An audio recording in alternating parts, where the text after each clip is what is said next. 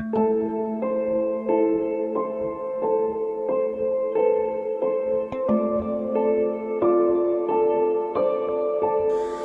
National Economic Council Implementation Committee has expressed satisfaction with the pace of economic development in Akwa Ibom State. The committee, while on tour of some projects in the state on Monday, commended the state government for the various initiatives put in place to ensure that the state remains economically viable. Recall that the National Economic Council (NEC), headed by Vice President Yemi Osinbajo, had recently directed its implementation committee to visit the 6 geopolitical zones of the country in a bid to ascertain various projects handled by the state governments and their impacts on the economy. In the South-South region, the committee, which is led by the Akwa Ibom State Commissioner for Economic Development and Ibom Deep Seaport, Mr. Akwa, visited the St. Gabriel's Coconut Oil Factory on a 21-story building known as the Dakar Towers, International Terminal Building, maintenance, repairs and overhaul MRO sections of the Victor Etta International Airport, and the greenhouse in Uyo. Speaking at the various project sites, Mr. Akwa described Akwa Ibom as an economically viable state and expressed optimism that the exercise would enable the NEC delegation from Abuja to witness some of the economic strides recorded by the current administration of Governor Udom Emmanuel. This is what we need in this country. Ventures that can give also create economy.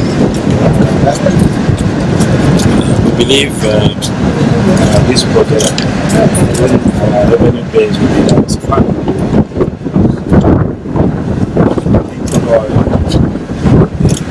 Price in terms of coconut oil, price is very, very stable. So it's a good project. I'm sure people from Abuja, you've seen what Govt. Emmanuel is doing. At the St. Gabriel's Coconut Oil Factory, the project manager, Alpa Yilmaz, who received the team, said the factory is built with the capacity to break about 300,000 coconuts daily. Aside producing 20 tons of coconut oil daily, Yilmaz noted that when completed, the factory would also boost internally generated revenue (IGR) and further create more employment in the state, as no fewer than 300 workers would be required for each shift. First of all, this factory is the biggest factory in Africa for coconut. Really, when you enter inside, you will see it is a very good factory. Capacity of factory is 300,000 pieces coconut breaking. 300,000 pieces, which is very huge amount. At the same time, 20 ton oil. This factory will be producing. Speaking at the Dakar Towers, International Terminal Building and the MRO sections of the Victor Etta International Airport, the Commissioner for Special Duties, Honorable Opolum Ete, who received the team, indicated that the 3 projects were of great economic potential and fully funded by the state government. While revealing that the Dakar Towers was at the finishing stage and would be ready for testing soon, Ete stressed that the facility would enable oil companies like ExxonMobil to relocate its operational base to Akwa Ibom, a development he said would further better the fortunes of the state. There is a 21-story office of accommodation. I think the tallest in the south-south, about 10818 meters high. The smartest of the building so far in Nigeria. I don't know how many other ones for now, at least for today. And it's basically built for the IOCs.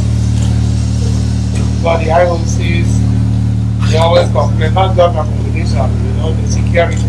So that is why government will choose this location. This is financial district. If you look this way, you see Central Bank and other banks. And this is, I think, for now, one of the safest. Across the road is the 2 brigade of the Nigerian Army. So this is the best location for this purpose. And in the next couple of weeks, this building will be ready for occupation. I'm just trying to do finishing touches. About the MRO, Mr. Akanokon expressed worries over plans by the federal government to site similar projects in another state, when such was already at 75% completion level in Akwa Ibom. The team have seen what is going on, and we're doing a good job.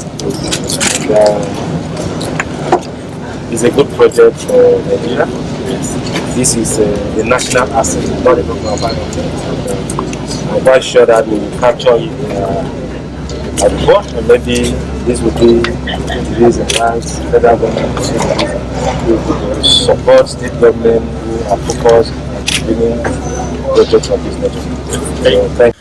At the greenhouse situated along Airport Road, Uyo, the farm manager, Mr. Emmanuel Akpan, who received the NEC delegation, said the project was part of the current administration's agricultural revolution. You cannot compare the yield we have here with the yield at the one you are planting outside in the field.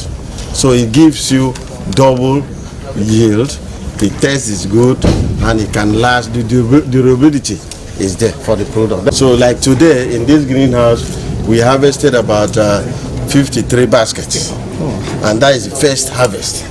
Today is the first harvest, so by the time we harvest next week we are expecting double of that. So this is the greenhouse number 5, and we have another tomato there. Over there we have about 3 greenhouses with tomato, and we have about 2 of pepper, then cucumber 1. At the moment, there is a plan. Our Excellency, our Governor, there is a plan on ground to duplicate this in all the senatorial districts. Speaking while playing host to the team in his office at Government House Uyo, Akwa Ibom State's Deputy Governor, Mr. Moses Ekbo, opined that the tour would enable NEC to carry out its responsibilities more effectively. Mr. Ekbo particularly urged the Apex government to pay attention to federal roads in Akwa Ibom State, which according to him were in deplorable state. NEC should also be told that with all these facilities that are available in Akwa Ibom that can help improve the economy and develop the economy of the country, the federal government is unable to make its contribution, particularly in the areas of road connectivity. The federal roads linking Akwa Ibom and other states that are neighboring to us are absolutely in shambles. And a journey from Uyo to Canada, which used to take at the most 1 hour, 45 minutes, when the Calabar Road was first built. We used to say Calabar by head, Uyo by head, because it took you 45 minutes to be there. That road is dilapidated. You can't get through to it. You cannot travel from here to Umahia in less than 3 hours. Your Excellency, we believe that from this report that will be submitted by the committee, that it will help the government in taking certain decisions that will be of importance to Nigeria. For example, when we went to the MRO, recently the federal government is putting an idea of establishing an MRO somewhere. But meanwhile, we've been able to see that in our Akwa Ibom State, we have an MRO that is about 75% completed.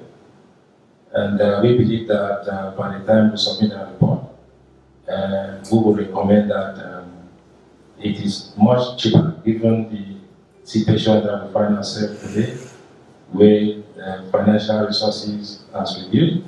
It is cheaper to concentrate and complete the 25% that is left, because that will help this country conserve forest that is used for maintenance of aircraft on locally. Secretary of the committee, Mr. Daniel Ikara, who spoke with newsmen shortly after the tour, said he was impressed with the level of infrastructural and economic development in Akwa Ibom State. All the projects we visited, I'm impressed. For instance, as I said earlier, the intelligent building that will accommodate all the IOCs. You know, as I said, there's a resolution of National Economic Council that all the IOCs should relocate to where they are exploring their products from, to move their operational office down here. And the IOCs gave condition before they will move down. And one of the conditions, I can say Akwa Ibom State is meeting it with the construction of the intelligent building. So I'm impressed generally. Present during the tour were members of the National Economic Council Implementation Committee, including Mrs. Amadi Vivian, Architect Augustine Bassi, Mr. Yawali Musa, and representatives of the Ministry of Economic Development and Ibom Deep Sea Port, led by the Permanent Secretary, Mr. Effiong Ekmeyo.